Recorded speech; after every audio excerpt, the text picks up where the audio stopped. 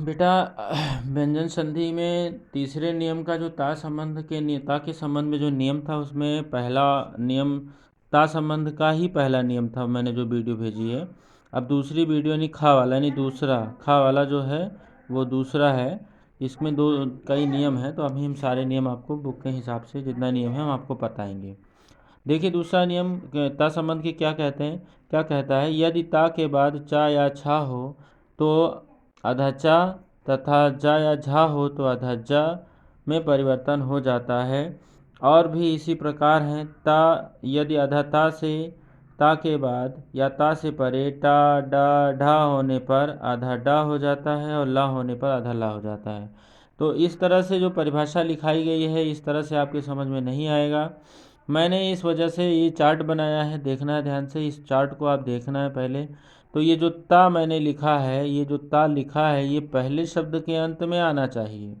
पहले शब्द के अंत में हो तो आधा ता हो तो दूसरे शब्द के पहले अक्षर में चा छा मिले या जा झा मिले, टा ठा मिले, डा ढा मिले या ला मिले, तो चा छा के स्थान पर आधा चा हो जाएगा। मतलब चा छा हो तो उनके मेल से चा आधा चा हो जाएगा।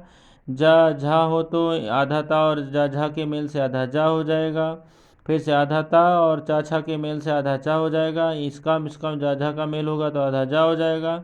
फिर आधे ता और आधा टा ठा का मेल होगा तो आधा टा हो जाएगा।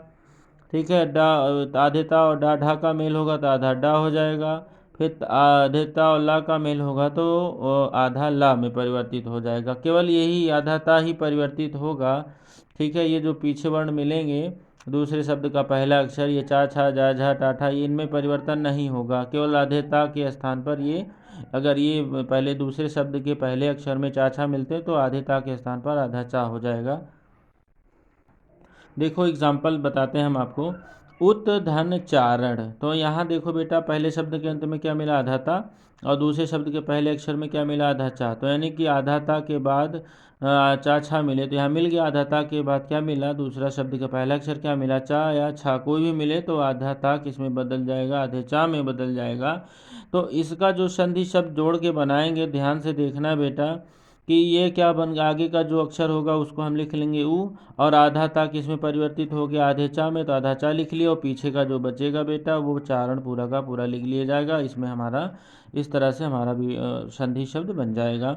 फिर आता है सत धन जन, देखना दे बेटा ध्यान से, यहाँ क्या मिला, आधा ता मिला, यहाँ क्या मिला, जा मिला। तो यानी कि दूसरा नियम अब पहुँच रहा है। आधा ता मिल गया तो आधे ता का किस में परिवर्तन हो रहा है, जा झा मिलने, दूसरे शब्द के पहले अक्षर में जा झा मिले तो आधे ता का परिवर्तन आधे जा में हो जाता है। देखो ध्यान से, अब यहाँ आधा ता मिला, यहाँ जा मिला, तो ये आधे ता का परिवर्तन किस में होगा, आधे जा में होगा। अच्छा, इसका संधि शब्द कैसे बनाएंगे बेटा, ध्यान दो। यहाँ लिखा हमने, जो आगे का वर्ण था वो हमने लिख लिया सा, उसके बाद आधे ता का परिवर्तन किस में हुआ, आधे जा में। फिर जो पीछे का बचा है शब्द पूरा का पूरा हम यहाँ लिख लेंगे जन, तो क्या बन गया, सज्जन। इस तरह से अभी मैं और एग्जाम्पल आपको भेजता हूँ आपके पास, आप लोग करके मुझे बताएंगे। ठीक है, तो पहले वीडियो को अच्छे से बेटा देख लीजिएगा, नहीं समझ में आएगा तो आप हमें फिर से कमेंट करें। ठीक है, ओके बेटा, फिर हम आपको और अच्छे से समझाने की कोशिश करेंगे।